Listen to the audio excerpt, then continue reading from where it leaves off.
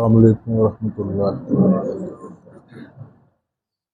الحمدللہ رب العالمین، والصلاۃ والسلام علی سید المرسلین وآلہ الطاہرین واہل بیتہ وصحبہ اجمعین۔ اعوذ باللہ من الشیطان الرجیم، بسم اللہ الرحمن الرحیم۔ قال اللہ تعالی فی فرقان الحمید، الا ان اولیاء اللہ لا خوف علیہم ولا هم یحزنون۔ اما بعد، اولیاء اللہ کو نہ کوئی خوف ہے اور نہ کوئی غم۔ یہ بنیادی طور پہ اللہ کے ولیوں کی دو صفات والا شان بیان فرمائی گئی ہے۔ اولیاء کی صفات متعدد ہے، لیکن جس شخصیت کے اندر یہ دو صفات موجود ہوں اس کے متعلق یہ بات حقیقت ثابتہ ہے کہ وہ اللہ کے ولیوں میں ہے۔ اب وہ کس مرتبہ کا ہے، کس مقام پہ فائز ہے، یہ ہر شخص کے بس کی بات نہیں کہ اس کو سمجھ سکے۔ اسی لیے فارسی میں کہتے ہیں کہ ولی را ولی می شناست، ولی کو صرف ولی پہچان سکتے، اور عربی میں کہتے ہیں کہ الجنس یحب الجنس، جنس جنس کی طرف کشش محسوس کرتی، جنس جنس کے ساتھ محبت رکھتی۔ مراتب کو تو ہر شخص نہیں سمجھ سکتا، لیکن اگر یہ دو صفات موجود ہوں تو سمجھ جائیے کہ وہ شخص ہے اولیاء میں سے، چاہے وہ جس مرتبہ کا۔ ایک تو اس کو خوف نہ ہو اور دوسرا اس میں غم موجود۔ اب ان دونوں کو سمجھنا ضروری ہے۔ خوف ہمیشہ مستقبل کا ہوتا ہے، آنے والے زمانہ کا ہوتا ہے، میرے ساتھ کل پتہ نہیں کیا ہوگا، اور غم گزشتہ کا ہوتا ہے، گزرے ہوئے کا، جس کو ہم لکیر پیٹنا کہتے ہیں۔ تو ولی کی دو صفات قرآن نے یہ بیان فرمائی ہیں کہ نہ تو وہ اپنے ماضی کے ساتھ اس طرح وابستہ اور منسلک ہوتا ہے کہ اس کی وجہ سے غمگین رہے، اور نہ وہ مستقبل کے لیے پریشان ہوتا ہے، وہ حال میں جیتا ہے۔ اس کی حالت اس اعتماد کی اور اعتقاد کی ہوتی ہے جو ایک چھوٹے بچے میں موجود ہوتا ہے۔ وہ ماں کا دودھ پینے کے بعد اس کی آغوش میں گہری نیند کے ساتھ سو جاتا ہے، اور اسے یہ فکر نہیں ہوتی کہ کل مجھے دودھ میسر آئے گا یا نہیں۔ اسے معلوم ہے کہ میری ماں موجود ہے، اس کی آغوش موجود ہے، اور جس نے مجھے آج دودھ پلایا ہے وہ کل بھی پلائے گا، اور جس نے مجھے آج دودھ پلایا ہے اس نے کل بھی پلایا تھا۔ پھر اس ولی کا اعتقاد اور اعتماد اس بچے کی طرح ہوتا ہے جس کو ماں لاڈ کرتے ہوئے، پیار کرتے ہوئے اچھالتی ہے اور وہ آگے سے مسکراتا ہے، حالانکہ اس وقت اس کا گرنا بھی ممکن الوقوع ہو سکتا ہے، وہ گر بھی سکتا ہے۔ ہو سکتا ہے کہ اس کو اچھالنے والے نے اس لیے اچھالا ہو کہ وہ گر جائے، لیکن وہ پھر بھی مسکراتا ہے، اور اس کے مسکرانے کی وجہ ماں کے اوپر اعتماد ہے کہ چونکہ میری ماں موجود ہے اس لیے مجھے گرنے نہیں دے۔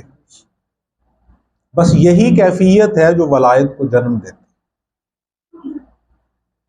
آج ہمارا جو موضوع بحث ہے اسی کی یہ تمہید ہے۔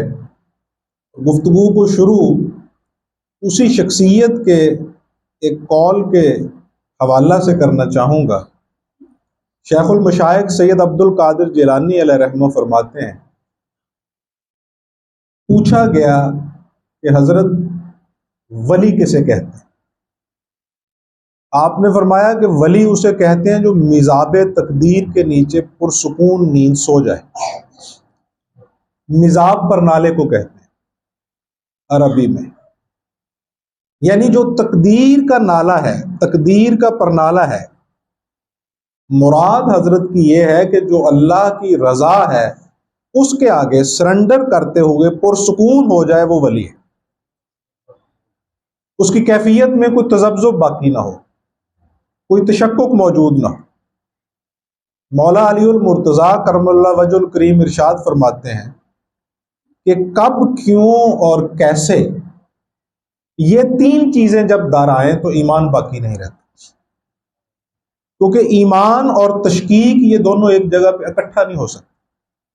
اسی لیے اقبال نے بہت خوبصورت کہا تھا کہ اگر تم ایمان چاہتے ہو تو یقین پیدا کرو، علم چاہتے ہو تو تشکیک پیدا کرو۔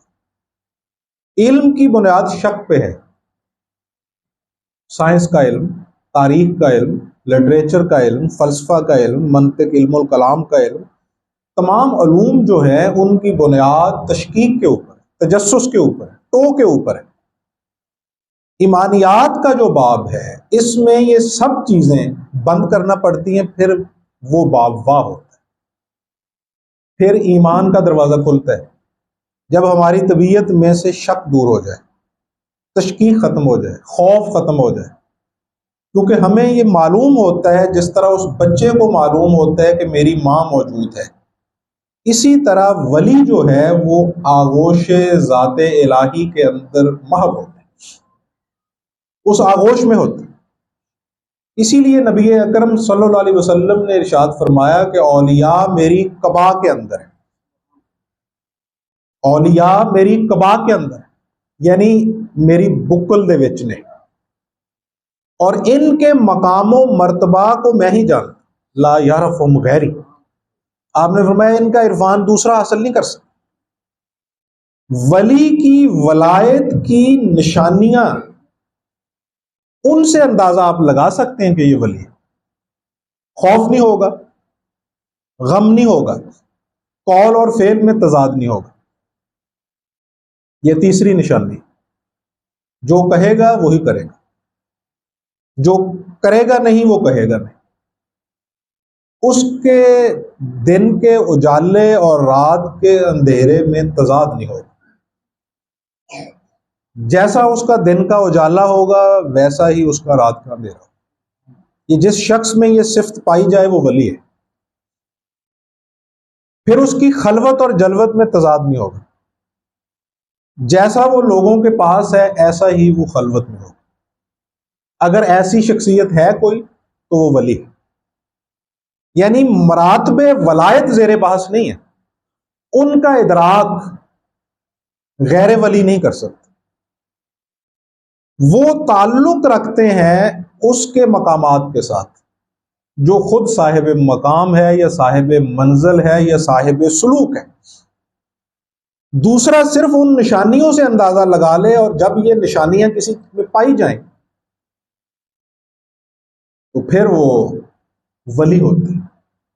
اولیاء میں اس کا شمار ہوگا، قول و فعل میں تضاد نہ ہو، خلوت اور جلوت ایک جیسی ہو، دن کا اجالا اور رات کا اندھیرا یکساں ہو، خوف نہ ہو، غم نہ ہو، توکل ہو اللہ کے اوپر، تقوی موجود ہو، اللہ کے علاوہ کسی کا خوف موجود نہ ہو، طبیعت کے اندر دنیا کے ساتھ بے اعتنائی ہو۔ بہت عجیب بات ایک صاحب علم نفسیات نے کہی تھی کہ دنیا بڑی بے وفا اور عجیب چیز ہے، اور اس قول کا آپ مشاہدہ تاریخ عالم میں بھی کر سکتے، اپنی زندگیوں میں بھی کر سکتے۔ اس نے کہا تھا یہ بڑی ظالم چیز ہے، جو اس کے پیچھے دوڑتا ہے یہ اس کے آگے دوڑتا ہے،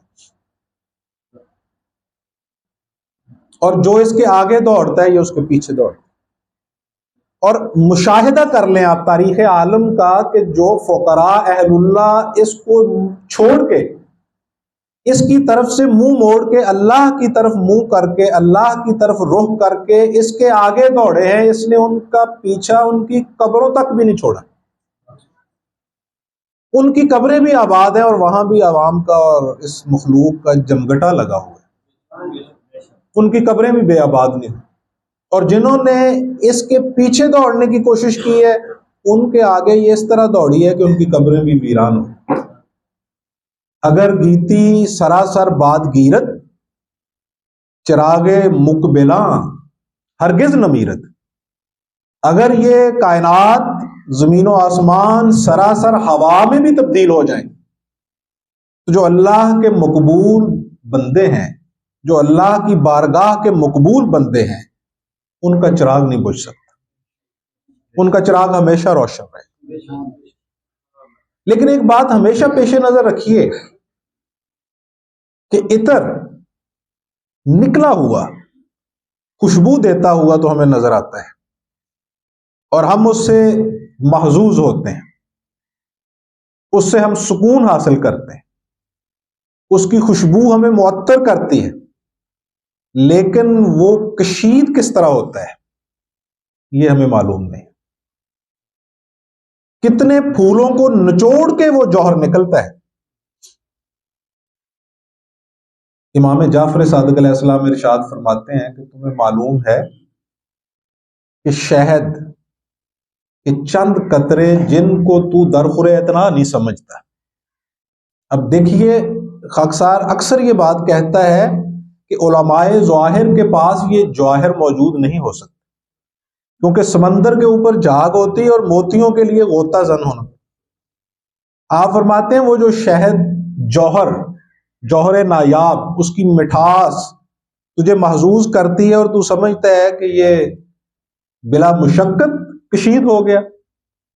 آپ فرماتے ہیں کہ 70 لاکھ مکھیوں کو 70,000 مرتبہ چکر لگانا پڑتا ہے 40,000 پھولوں سے کشید کرنے کے لیے اس شہد کو جس کو تو اپنے چمچ کے اوپر رکھ کے ایک عام سی چیز سمجھ. کتنے چکر لگاتی ہے مکھی اور کتنے پھولوں کا رس چوستی ہے، پھر ان میں سے وہ جوہر نکلتا ہے. یہ جو ولی ہوتا ہے اس کو آپ پنجابی میں سمجھنا چاہیں تو یہ ولی اسے کہتے ہیں جیدہ وڑ کوئی نہ رہے. یہ جڑا وڑ ہے یہ بڑا اوکھا نکلتا ہے.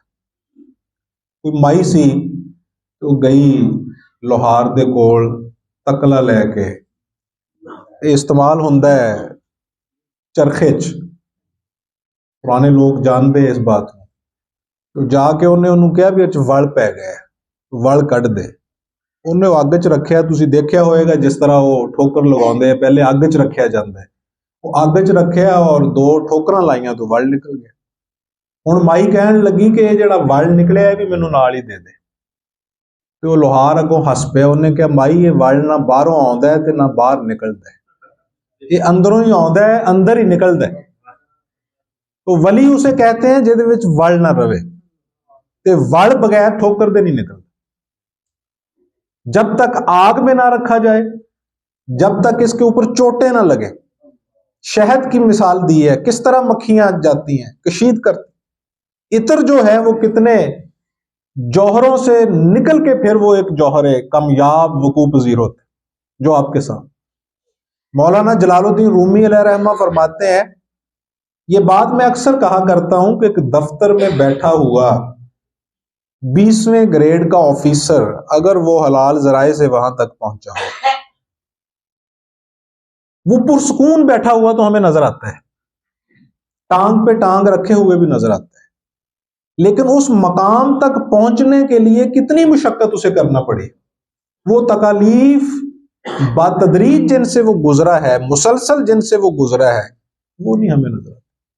کامیابی نظر آتی ہے لیکن اس کامیابی تک پہنچنے کے لیے بال کہتے ہیں نا عمر ہا در کعبہ و بت خانہ می نالد حیات تازے بزم عشق یک دنائے راز آئد بروں.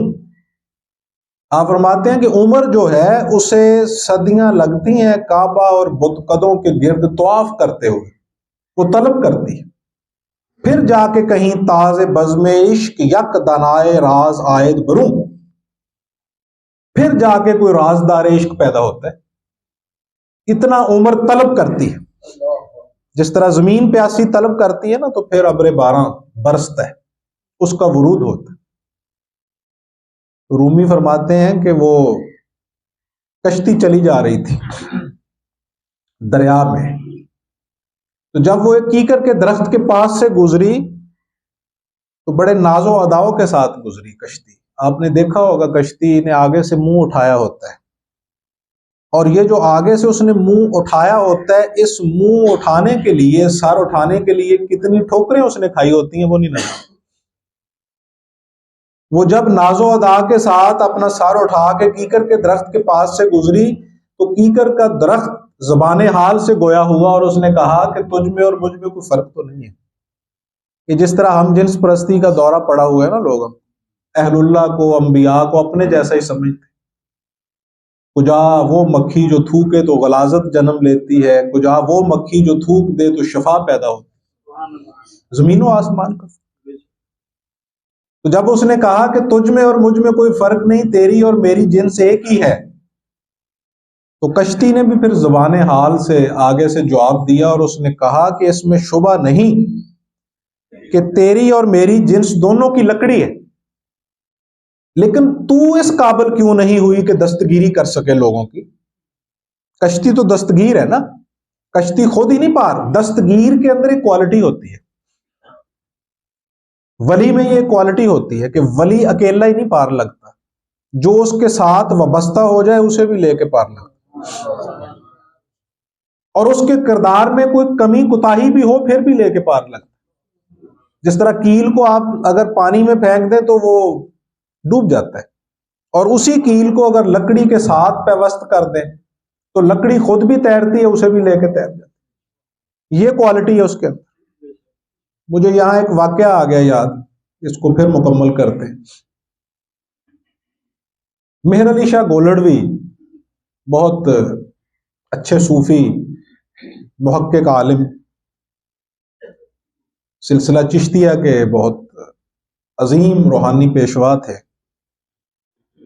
ان کے صاحبزادے جو تھے غلام محی الدین علیہ رحمہ ان کا نام تھا، بابو جی کے نام سے معروف تھے۔ بابو جی انہیں کیوں کہا جاتا تھا یہ میں عرض کرنا چاہوں گا، سمجھ بھی آئے گا کہ ولی کا مقام ہے اور ولی تکلیف میں کتنی ہوتے ہیں۔ ولی کی تکلیف کو سمجھنے کے لیے درخت کی تکلیف کا مشاہدہ کیجئے گا۔ کبھی جون اور جولائی کی گرمی ہو، اور پنجابی میں جیسے ہم سخر دوپہر کہتے ہیں وہ ہو، اور پھر اس درخت کے نیچے بیٹھیے گا، اس کی چھاؤں میں سستائیے گا اور غور کیجئے گا کہ آپ کو وہ چھاؤں دے رہا ہے اور خود دھوپ برداشت کر، وہ خود چھاؤں میں نہیں ہے، خود دھوپ میں ہے، آپ کے لیے چھاؤں کا باعث۔ مہر علی شاہ گولڑوی علیہ رحمہ کے جو صاحبزادے تھے غلام محی الدین علیہ رحمہ، جنہیں بابو جی بچپن سے کہا جاتا تھا۔ اب دیکھیے یہ جو اہل اللہ ہوتے ہیں نا، ان کی حالت وہ پنجابی کے محاورے جیسی ہوتی ہے۔ پنجابی دے وچ کہندے ہیں کہ سوڑاں دے منہ جمدیاں دے تکھے ہوندے، سنا ہے نا یہ محاورہ؟ تو وہ تیکھے ہوتے ہیں۔ موتی پہلی پرت سے ہی موتی ہوتا ہے، گلاب کا پھول جو ہے وہ پہلی پتی سے ہی موتی پھول ہوتا ہے۔ تو یہ چھوٹے تھے غلام محی الدین علیہ رحمہ، تو یہ گولڈا ریلوے اسٹیشن پہ جا کے کھڑے ہو جاتے تھے اور ٹرین آتی تھی اس کو دیکھتے رہتے تھے۔ اب یہ بڑی لمبی کہانی ہے جو انہوں نے میوزیم بنایا ہے، ان کی اولاد نے، صاحبزادگان نے، ان کے جو گدی نشینان ہیں، اس کے اندر بھی ایک ریلوے کا ماڈل پڑا ہوا ہے، انجن کا چھوٹا سا، انہوں نے کسی ان کے مرید نے، موتقد نے وہ بنا کے دیا اور انہوں نے وہاں رکھ، وہ دیکھتے، وہ انجن آتا، اس زمانے میں کوئلہ سے انجن چلتے تھے اور وہ دھواں نکلتا تھا اور وہ دھواں دیکھتے اور وہ چلتا رہتا۔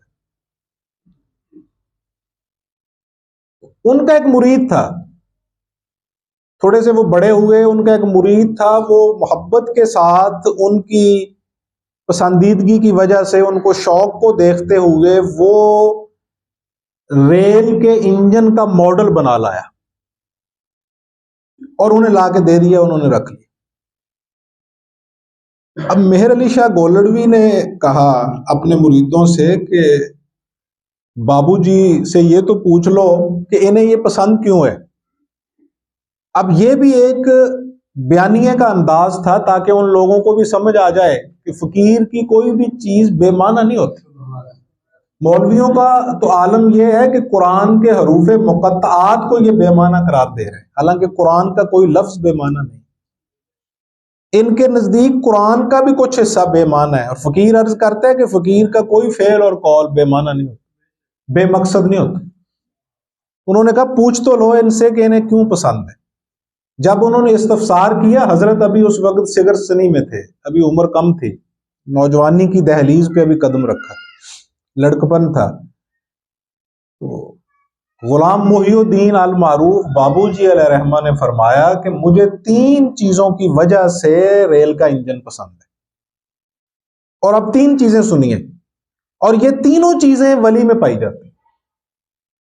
اب وہ جس طرح امام بخاری نے وہ روایت درج کی ہے نا کہ نبی اکرم صلی اللہ علیہ وسلم نے ارشاد فرمایا، جب صحابہ نے پوچھا کہ یا رسول اللہ ولی کی شناخت کیا ہے، ولی کی نشانی کیا ہے، تو آپ نے فرمایا کہ ولی اسے کہتے ہیں جسے دیکھ کے خدا یاد آ جائے۔ اب وہ انجن کو اس لیے پسند کرتے تھے اپنے بچپن میں، الجنس یحب الجنس کی وجہ سے، وہ اٹریکشن موجود تھی ان کے اندر، کل شیء یرجع الی اصلہ کی وجہ سے، کہ انہیں اس انجن کو دیکھ کے ولی یاد آتا تھا کہ ولی بھی اسی طرح ہی کرتے۔ جب انہوں نے پوچھا کہ حضرت اس کی وجہ کیا ہے، تو انہوں نے فرمایا 3 صفات ہیں اس انجن میں جن کی وجہ سے مجھے یہ پسند ہے۔ پہلی صفت یہ ہے انجن کی کہ یہ خود جلتا ہے، اور جو اس کے ساتھ وابستہ ہیں انہیں صاحب منزل کر دیتا ہے، انہیں ساتھ لے کے چلتا ہے۔ دوسری صفت اس کے اندر یہ ہے کہ اس کے ساتھ جو بھی وابستہ ہو جائے اس کے بارے میں یہ پوچھتا نہیں ہے کہ وہ اچھا ہے یا برا ہے، اسے لے کے چلتا رہتا ہے۔ وہی اترے تھے اترے، وہ آپ نہیں انہیں چھڑتا، کوئی خود ہی اترتا ہے ریل سے، وہ تو نہیں چھوڑتی، وہ تو چلتی رہتی ہے۔ اور تیسری انہوں نے کہا صفت یہ ہے کہ یہ منزل اخیر تک لے کے جاتا ہے، راستے میں نہیں رہتا۔ یہ 3 صفات ہیں اس کے اندر پائی جاتی جو ولی کے اندر پائی جاتی، جو اس کے ساتھ وابستہ ہو جاتا ہے اس کو وہ لے کے تیر جاتا ہے، وہ جیسا بھی ہو، حتیٰ کہ وہ ایسا بھی ہو کہ جس کے متعلق ہمارے علماء ظاہر یہ فرماتے ہیں کہ جس گھر میں کتا ہوتا ہے وہاں رحمت کا فرشتہ نہیں آتا، لیکن اگر کتا بھی اہل اللہ سے وابستہ ہو جائے تو رحمت کا فرشتہ آنا تو دور کی بات، وہ رحمت کے گھر جنت میں چلا جاتا ہے۔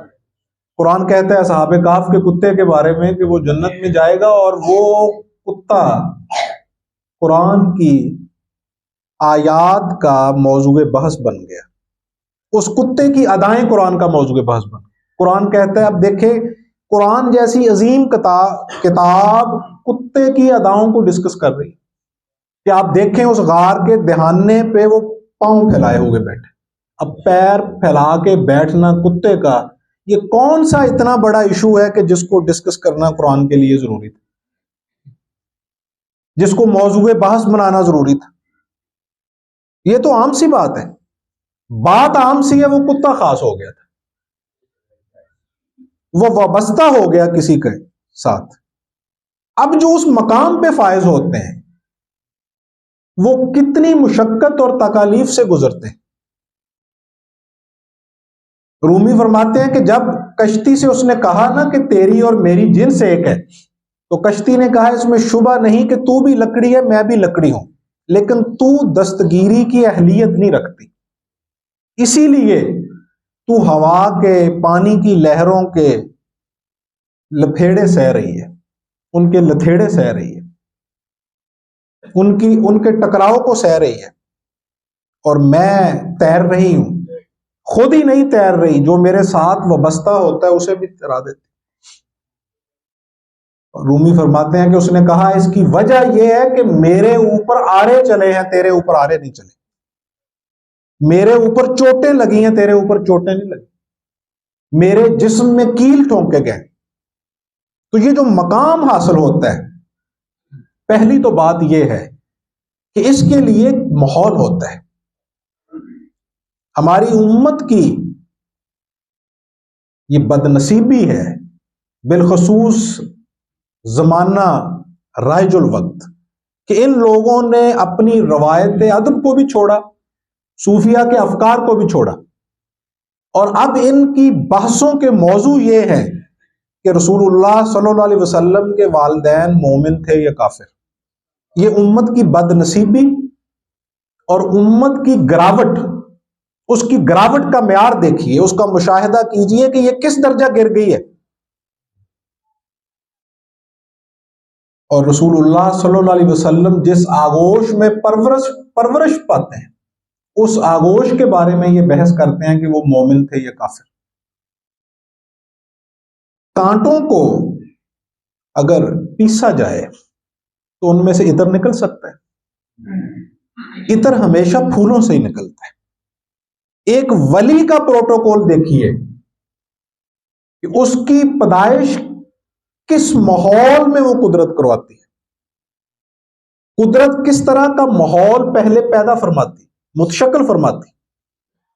شیخ المشائخ سید عبد القادر جیلانی علیہ رحمہ کے جو والد گرامی ابو صالح موسیٰ علیہ رحمہ، وہ اپنی جوانی میں چلے جا رہے ہیں، ایک ندی کے کنارے چلے جا رہے ہیں، اور آپ دیکھتے ہیں کہ جس سمت سے پانی آ رہا ہے اس سمت سے ایک سیب بھی تیرتے ہوئے آ رہا ہے۔ اب تقابل کیجئے گا کہ شیخ المشائخ سید عبد القادر جیلانی علیہ رحمہ، اللہ کے ایک ولی، اللہ کے کتب کی پیدائش ہونے والی ہے، اور اس کے لیے والدین کی طہارت، والدین کا تقوی، والدین کی للہیت، اور جس آغوش میں اس ولی نے پرورش پانی ہے، اس کا اللہ نے کس درجہ اہتمام کیا، اور پھر مقام نبوت، پھر مقام رسالت، جہاں سب مقام ختم ہو جاتے ہیں، اس سے پرے کہیں دور سے مقام مصطفیٰ شروع ہوتا ہے۔ اور ان کے والدین کافر تھے یا مومن، اس سے بڑھ کے کیا گراوٹ ہو سکتی ہے فکر امت محمدیہ صلی اللہ علیہ وسلم۔ اب وہ سیب اٹھا لیتے ہیں، اب چونکہ سیب ہے، کھانے کی چیز ہے، کوئی موجود بھی نہیں، پانی میں تیرتا ہوا آ رہا ہے، اور وہ ندی ہے، آپ اٹھا کے کھا لیتے ہیں۔ اب کھاتے ہی فوراً خیال آتا ہے یہ تقوی کا مقام ہے، عام آدمی اس کا مکلف نہیں ہے، عام آدمی کے لیے قوانین اور ہیں۔ آپ فقہ اسلامی کا بالاستیاب مطالعہ کر ڈالیے، آپ کو نظر آئے گا کہ فقہ میں، چاہے وہ اہل سنت کی فقہ ہو، اہل تشیع کی فقہ ہو، اس کے اندر قوانین ایک نہیں ہے۔ غلام کے لیے اور حکم ہے، آزاد کے لیے اور احکامات ہیں، عالم کے لیے اور حکم ہے، جاہل کے لیے اور حکم، احکامات بدل جاتے ہیں۔ پوچھا نا امام ابو حنیفہ علیہ رحمہ سے ایک خاتون نے کہ میں چھت کے اوپر میرا ایک چبارہ ہے، اور اس چبارے میں ایک کھڑکی ہے، اور اس کھڑکی میں سے روشنی آتی ہے سامنے والے چبارے کی مشل کی، اور اس کے روشنی میں بیٹھ کے میں چرخہ کاٹتی ہوں، اور اس سوت سے میں کپڑا بنتی ہوں، میرے لیے وہ بیچنا حلال ہے یا حرام ہے؟ اب امام ابو حنیفہ بھی پروردہ ہیں در اہل البیت کے، وہ خشک مفتی نہیں ہے کہ فوراً فتویٰ جاڑ دیں۔ انہوں نے پوچھا کہ بی بی آپ کون ہیں، اپنا تعارف کروائیے۔ تو آپ نے فرمایا کہ میں امام صاحب بشر حافی کی بہن ہوں۔ تو امام ابو حنیفہ علیہ رحمہ نے فرمایا کہ بی بی پھر آپ کے لیے جائز نہیں، آپ ایک اللہ کے ولی کی بہن، آپ کے گھر کا، آپ کی شخصیت کا، آپ کی نسبت کا جو معیار ہے، اب دیکھیے قرآن کریم اٹھائیے، میں مفہوماً عرض کر رہا ہوں وقت کی قلت کے باعث۔ ازواج مطہرات کے متعلق قرآن وعید سناتا ہے، انہیں سمجھانے کے لیے یہ انداز اپناتا ہے کہ تم عام عورتوں کی طرح نہیں ہو۔ میں مفہوم اور سب آیات کو اکٹھا کر کے آپ کے گوش میں ڈالوں، تم عام عورتوں کی طرح نہیں ہو، تمہارا یہ پروٹوکول ہے کہ تم امہات المومنین ہو، ماں ہو، مومنوں کی ماں ہو، مائیں ہیں آپ، ازواج مطہرات ہو، نبی اکرم صلی اللہ علیہ وسلم کی آپ ازواج میں سے۔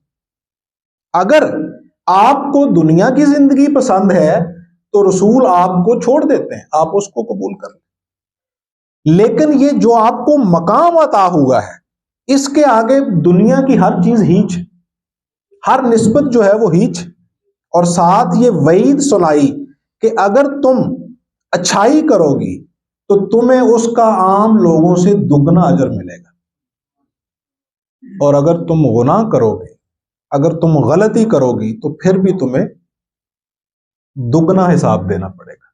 جتنی بلندی پہ انسان فائز ہو اتنی حفاظت کی زیادہ ضرورت ہو، جتنا انسان بلندی پہ فائز ہو اتنی احتیاط کی زیادہ ضرورت ہو۔ اب دیکھیے نا، یہ چھت ہے 9 فٹ کی یا 10 فٹ کی، اس سے چھلانگ لگائیں آپ یا گر جائیں، اور 1000 منزلہ عمارت سے گریں تو یکساں چوٹ لگے گی۔ ولی ہونا بہت مشکل ہے، ولایت پہ قائم رہنا اس سے بھی مشکل ہے، کیونکہ اگر آپ اس مقام سے گریں گے تو اس کا نتیجہ یہ ہوگا کہ آپ بچیں گے نہیں۔ اس کے لیے تقوی کا جو معیار چاہیے اس کا ماحول بنایا جا رہا ہے، اور اس سے آپ تقابل کر لیں کہ سرکار دو عالم سرور دو عالم صلی اللہ علیہ وسلم کے لیے جو آغوش چنی گئی وہ کس درجہ موحد ہوگی، وہ کس درجہ مومن ہوگی، وہ کس درجہ صاحب الہیت ہوگی، کس درجہ صاحب تقوی ہوگی، ان کی ماں کس درجہ صاحب تقوی ہوگی، ان کے باپ کس درجہ ایمان پہ فائز ہوں گے۔ گندگی میں پھول نہیں کھلا کرتے، اس کے لیے وہ خاص ماحول ہوتا ہے، تقوی کا معیار ہوتا ہے۔ امام ابو حنیفہ علیہ رحمت چلے جا رہے تھے نا تو بارش برس رہی تھی، آگے سے ایک نوجوان دوڑا ہوا آ رہا تھا، اس نے امام صاحب سے کہا حضرت، امام صاحب نے اس کی طرف دیکھا، جب اس نے سلام کہا آپ نے وعلیکم السلام کہا، آپ نے فرمایا بیٹا آہستہ چلو، پھسل نہ جانا، بارش ہے، پھسلن ہے۔ اب اس نے جو آگے سے جواب دیا، امام ابو حنیفہ کہتے ہیں کہ اس کے جواب کے بعد جتنا میں محتاط ہوا زندگی میں کبھی اتنا محتاط۔ اس نے کہا امام صاحب میں پھسل گیا تو اکیلا ہی پھسلوں گا، آپ پھسلے تو پوری امت پھسل جائے، میرے پھسلنے سے کیا ہوتا ہے، میں تو اکیلا ہوں، عام آدمی پھسلے گا تو کیا ہوگا، آپ پھسلیں گے نا۔ بلکہ امام ابو حنیفہ یہ ہیں صاحب تقوی لوگ، یہ ہے ولایت کی بنیاد۔ امام صاحب کہتے ہیں کہ میں چلا جا رہا تھا تو ایک آدمی کی آواز میرے کان میں پڑی، وہ دوسرے سے کہہ رہا تھا امام صاحب بہت صاحب تقوی ہیں، بہت صاحب تقوی ہیں، یہ وہ ہیں جن کی کبھی تہجد کی نماز نہیں چھوٹی۔ امام صاحب کہتے ہیں میں نے کبھی نہیں پڑھی تھی، اس دن کے بعد کبھی چھوڑی نہیں، کہ یہ میرے ساتھ حسن ظن رکھتا ہے کہ یہ اتنے صاحب تقوی ہیں کہ ان کی کبھی تہجد کی نماز نہیں چھوٹی۔ تو آپ کہتے ہیں مجھے شرم آئی، مجھے حیا آیا کہ یہ میرے بارے میں کیا حسن ظن رکھتا ہے اور میں سویا رہتا ہوں۔ اس دن کے بعد آپ کہتے ہیں میں نے اس شرم کی وجہ سے نہیں چھوڑا۔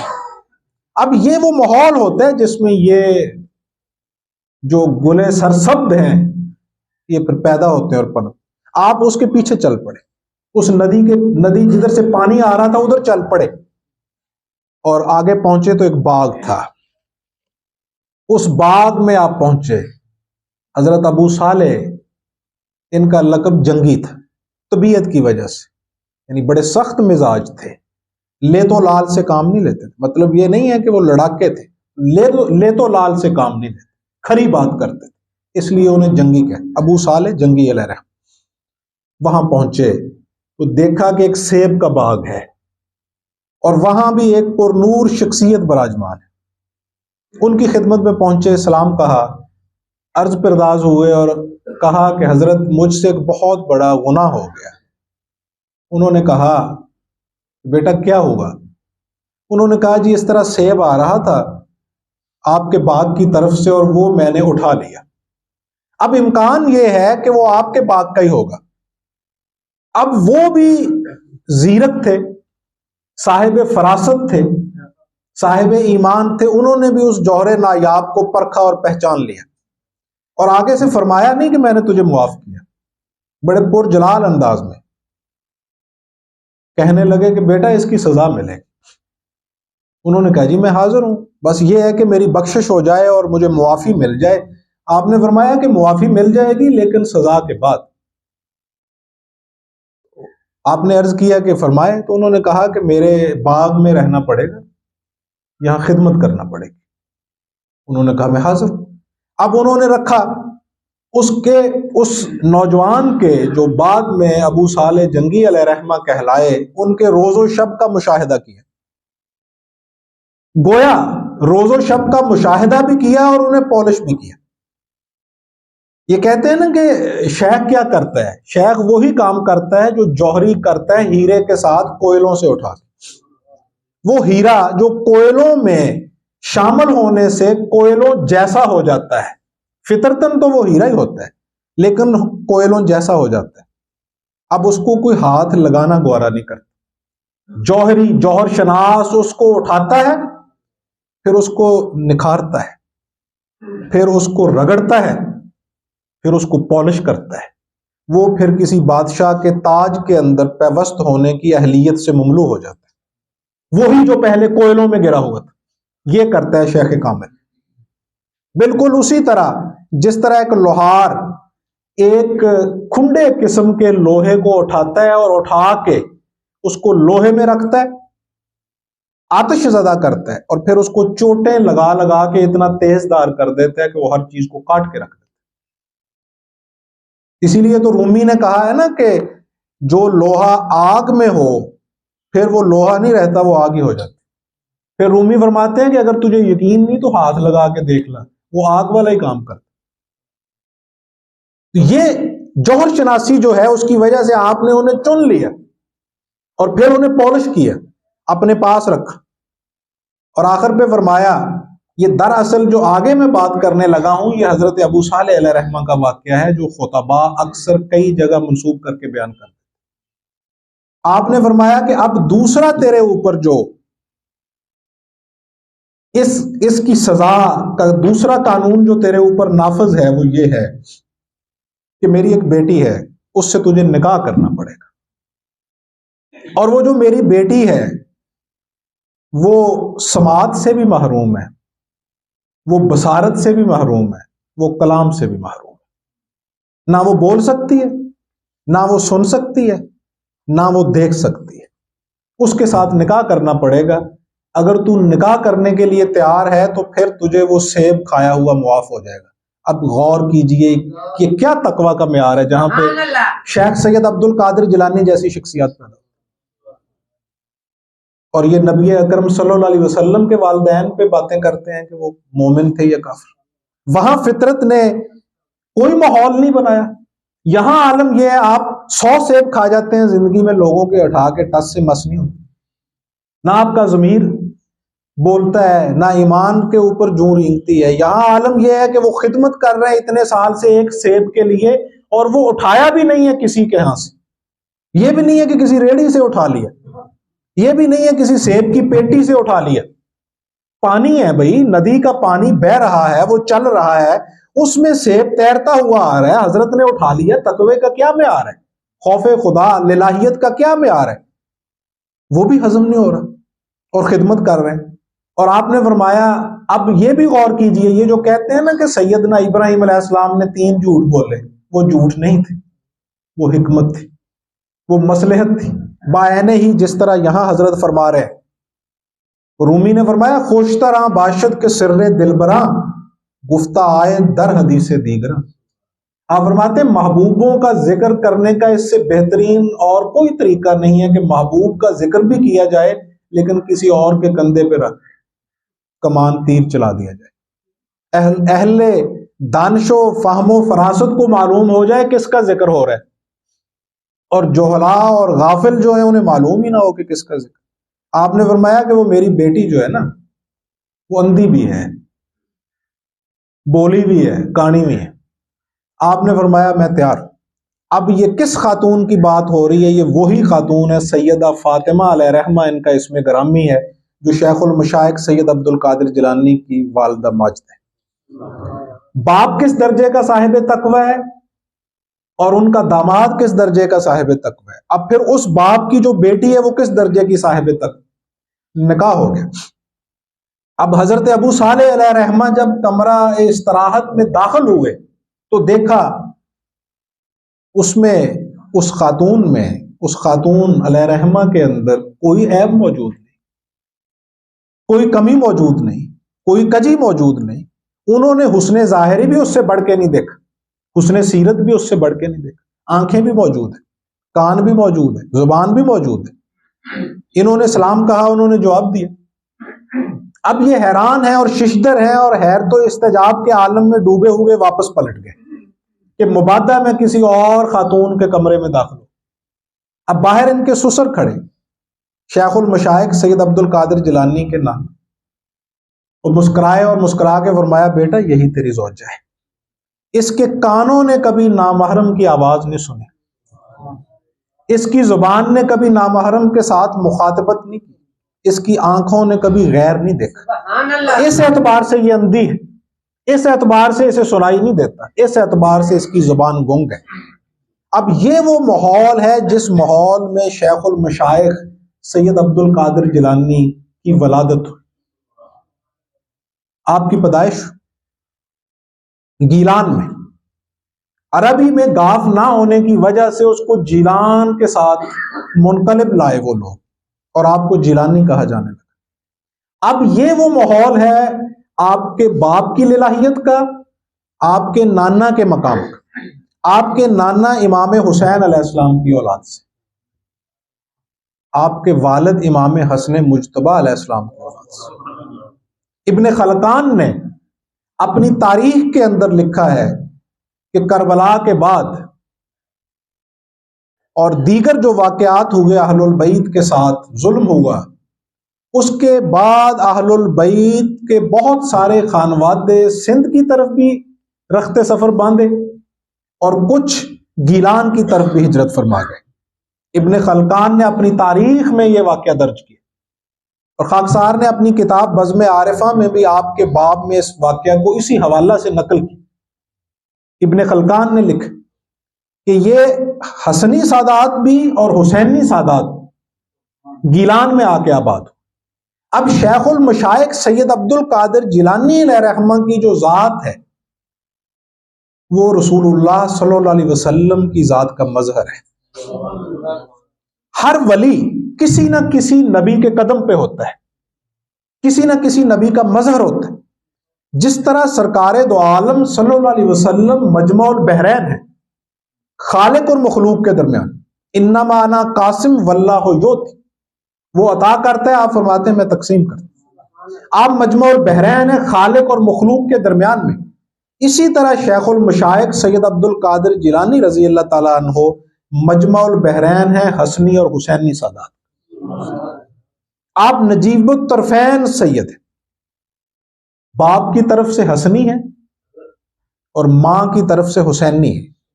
دونوں نسبتیں یعنی نسبت امامت اور نسبت ولایت, یہ دونوں شیخ کے اوپر آ کے مجتمع ہو گئی. جو امامت ہے وہ امام حسین علیہ السلام کی ذات اور آپ کے نسب میں رکھی گئی, اور جو ولایت ہے وہ امام حسن مجتبی علیہ السلام کے نسب میں رکھی.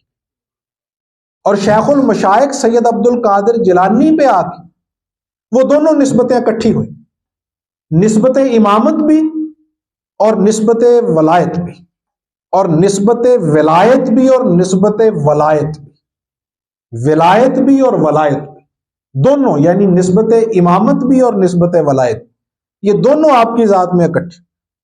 سلاسل کا جو فیض ہے یعنی نسب کا فیض بھی آپ تک پہنچا ہے, آپ کی ماں کی طرف سے, آپ کے والد گرامی علیہ رحمہ کی طرف سے.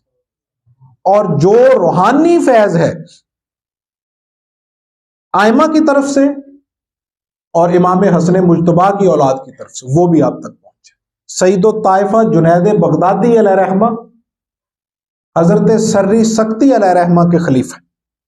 سری سکتی آپ کے ماموں بھی ہیں, آپ کے شیخ طریقت بھی, اور حضرت سری سکتی علیہ رحمہ مرید اور خلیفہ ہیں حضرت معروف کرخی علیہ رحمہ, اور حضرت معروف کرخی علیہ رحمہ امام علی رضا علیہ السلام کے تلامذہ میں سے. آپ کے دست اقدس پہ ہی آپ دائرہ اسلام میں آئے, آپ کے دست اقدس پہ ہی آپ نے بیعت اسلام کی, امام علی رضا علیہ السلام کے دست اقدس پہ ہی آپ نے بیعت طریقت کی, انہی سے فیض یاب ہوئے, اور اس کا انکار بھی ممکن نہیں. بڑے بڑے آئمہ اور محدثین اہل سنت کے بھی اور اہل تشیع کے بھی انہوں نے ان روایات کو درج کیا. آج اہل تشیع کے بعض علماء اس نسبت کا انکار کرتے ہیں کہ معروف کرخی علیہ رحمہ کی نسبت امام علی رضا سے ثابت نہیں۔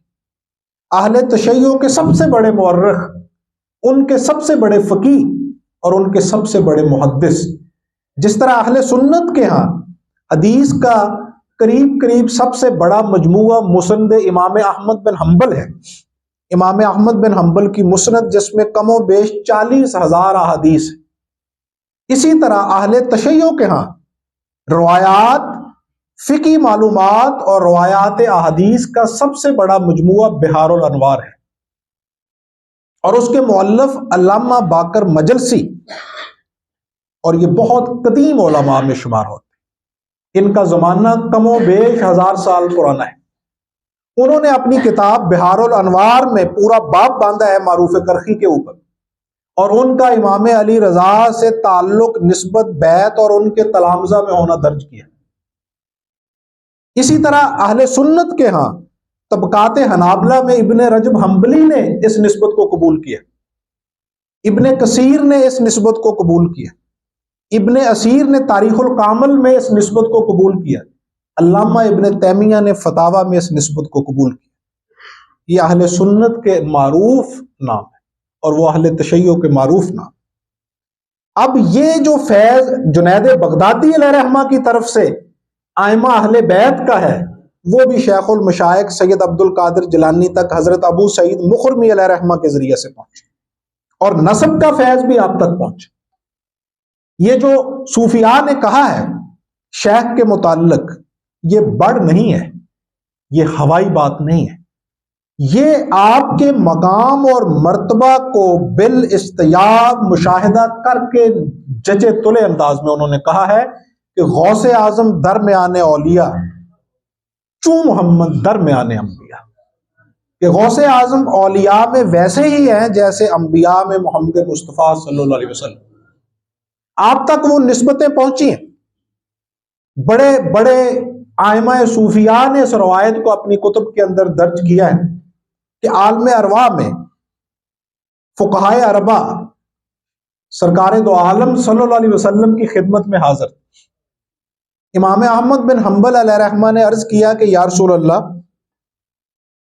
میں فقیر سا رہ گیا، ازراہ محبت، لطف و عنایت کی خاطر عرض کیا کہ یا رسول اللہ میں فقیر سا رہ گیا، مراد یہ کہ میری فقہ پہ کم ہے، تعداد کم ہے لوگوں کی، احناف زیادہ ہیں۔ آج بھی اگر آپ دیکھیں مسلمانوں کی تعداد 1.5 ارب ہے، اور اس 1.5 ارب میں سے کوئی 70-80 کروڑ کے لگ بھگ احناف ہیں، فقہ حنفی پہ عمل کرنے والے۔ اہل سنت کے 4 جو مکاتب ہیں ان میں سے احناف بہت زیادہ ہیں۔ احناف کے بعد پھر مالکیہ ہیں، شوافے ہیں، اور حنابلہ کی تعداد یعنی امام احمد بن حنبل علیہ رحمہ کے جو پیروکار ہیں ان کی تعداد اہل سنت میں کم ہے۔ ہم چاروں کو ہی حق پہ سمجھتے، چاروں ائمہ ہمارے نزدیک علیہ رحمہ ہیں، چاروں کا اجتہاد استدلال سار آنکھوں پہ۔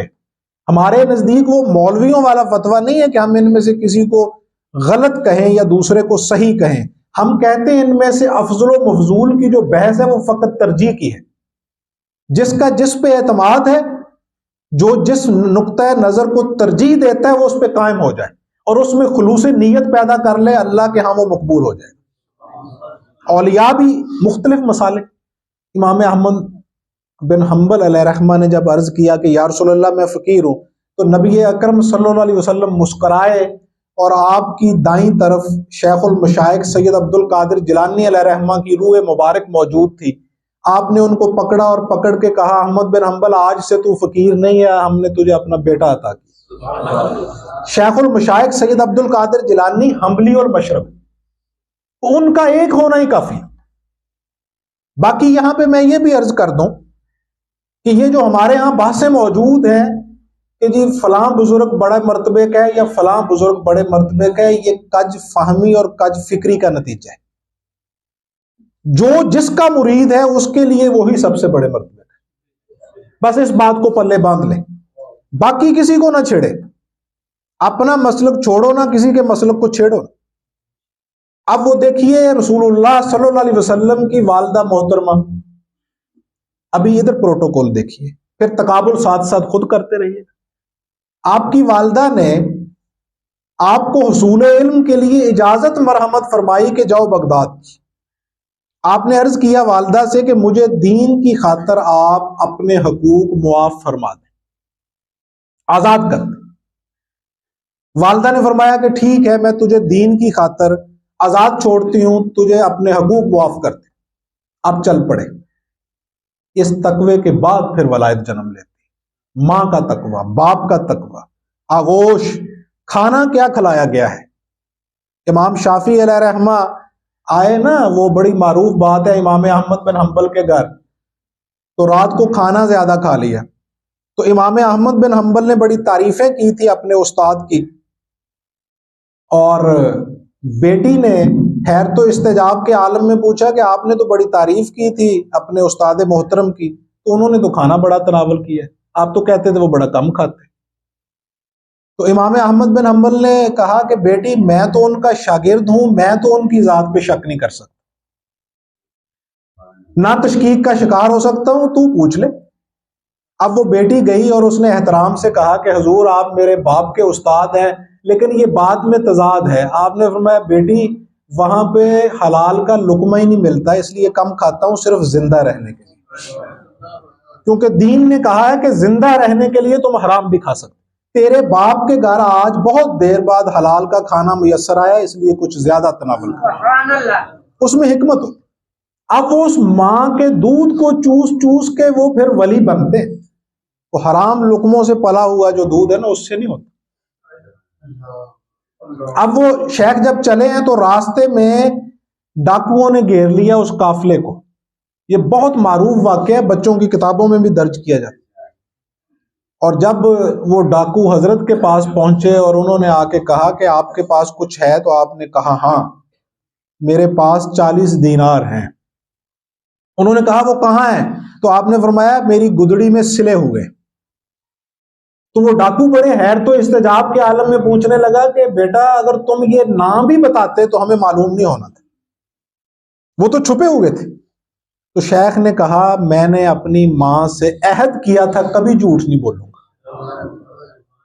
اب روایت کرتے ہیں راوی کہ وہ ڈاکو وہاں داڑے مار کے رونا شروع ہو گیا، اور اس نے کہا کہ حیرت ہے اس بچے پہ، اس نے اپنی ماں سے کیا ہوا عہد نہیں توڑا اور میں نے اللہ سے کیا ہوا عہد توڑ دیا، اور وہی وہ آپ کے ہاتھ پہ طائب ہوا۔ یہ وہ ماحول ہوتا ہے جس میں سے پھر یہ گولے سرسبد پیدا ہوتے ہیں، یہ پھول جنم لیتے ہیں۔ اولیاء کی پیدائش کا وہ ماحول ہے جس کی منظر کشی اس گفتگو میں نے آپ کے شیخ کی سیرت، تعلیمات اور آپ کی تاریخ کا مکمل احاطہ اس گفتگو میں نہیں ہو سکا۔ اللہ نے اگر چاہا بفضل تعالیٰ بشرط زندگی تو یہ گفتگو کا سلسلہ جو ہے اگلی نشست تک جاری رہے گا۔ اللہ توفیقات میں اضافہ فرمائے۔ وما علینا